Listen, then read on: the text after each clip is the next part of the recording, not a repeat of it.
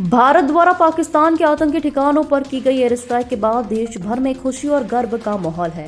अयोध्या, जिसे भगवान श्री राम की पावन जन्मभूमि माना जाता है, वहां भी इस सैन्य कार्रवाई का उत्साह साफ देखा गया। इसी क्रम में जगत गुरु परमहंस आचार्य ने भारतीय सेना के शौर्य को नमन करते हुए सेना के टैंक का पूजन किया और कहा कि पाकिस्तान का सफाया अब तय है। सेना के टैंक का पूजन कर जताया आभार। अयोध्या के साकेत महाविद्यालय परिसर में स्थित T-55 टैंक, जो कि कारगिल युद्ध में भारतीय सेना द्वारा इस्तेमाल किया गया था, उस ऐतिहासिक टैंक का पूजन स्वयं जगत गुरु परमहंस आचार्य ने किया है। पूजन करते समय उन्होंने कहा कि ये टैंक भारतीय सेना की वीरता, आत्मबल और राष्ट्र रक्षा की प्रतीक है। जगत गुरु परमहंस ने कहा कि अयोध्या से हमेशा धर्म, मानवता और न्याय का संदेश दिया गया है और आज जब भारत ने आतंकवाद के खिलाफ निर्णायक कार्रवाई की है, तब अयोध्या की भूमि से भी राष्ट्र को संकल्प और शक्ति का संदेश दिया जा रहा है।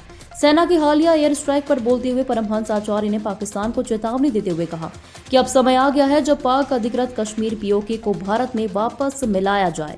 जिस दिन पीओके भारत का हिस्सा बनेगा, उस दिन पूरे देश में दिवाली मनाई जाएगी। उन्होंने आगे कहा कि पाकिस्तान अब घबराहट में है। वहां की सरकार और सेना को समझ नहीं आ रहा है कि भारत की इस जवाबी कार्रवाई का कैसे सामना करें। एयर स्ट्राइक की खबर आने के बाद अयोध्या में हजारों लोग सड़कों पर उतर आए हैं। भारत माता के जयकारे लगे, जगह जगह मिठाई बांटी गई और मंदिरों में विशेष प्रार्थनाएं की गई है।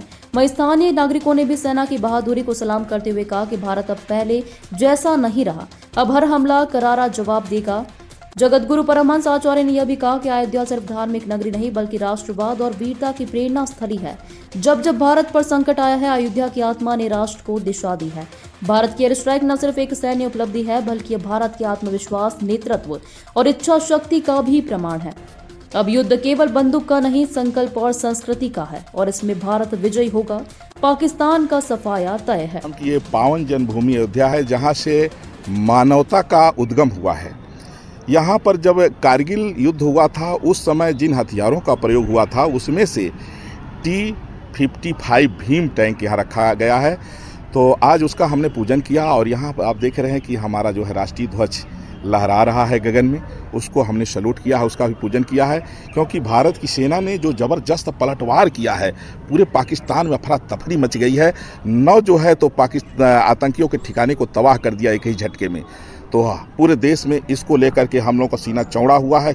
बहुत खुशी है और बेसब्री से इंतज़ार है कि पीओके भारत की सीमा में सम्मिलित हो। और जिस दिन पीओके भारत की सीमा में सम्मिलित हो जाएगा, पूरे देश में दिवाली मनाई जाएगी, पटाखे फोड़े जाएंगे, जश्न मनाया जाएगा, लड्डू बांटे जाएंगे।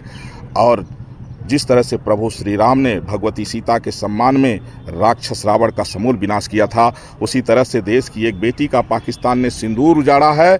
सिंदूर उजाड़ करके खुद उजड़ने के लिए उसने अपनी कब्र खोद लिया है और अब पाकिस्तानियों का और पूरे आतंकवादियों का सफाया सुनिश्चित हो गया है। आज का जो पलटवार रहा, पूरे पाकिस्तान की नींद हराम हो गई है और हम सभी भारतीय प्रसन्न हैं।